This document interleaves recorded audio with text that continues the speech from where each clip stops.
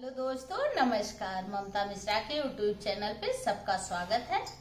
सावन का आखिरी सोमवार है। भोलेनाथ का एक बहुत सुंदर, बहुत प्यारा से भजन गाते हैं। अगर गाना अच्छा लगे कमेंट करके जरूर लिखना और लाइक सब्सक्राइब हर हर महादेव कमेंट बॉक्स में जरूर लिखना। दोस्तों, बहुत सुंदर, बहुत प्यारा भजन है।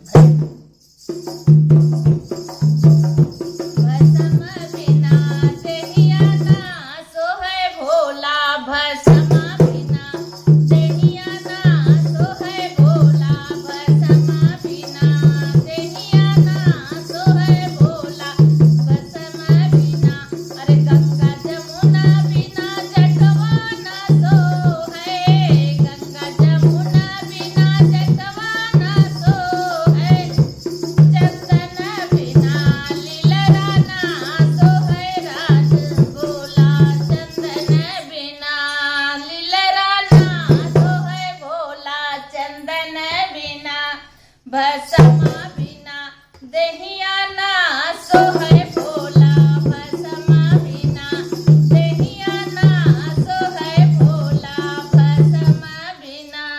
अरे बिच्छू ततैया बिना कनवा ना सोहे, बिच्छू ततैया बिना कनवा ना सोहे, नगवा बिना गलवा ना सोहे भोला, नगवा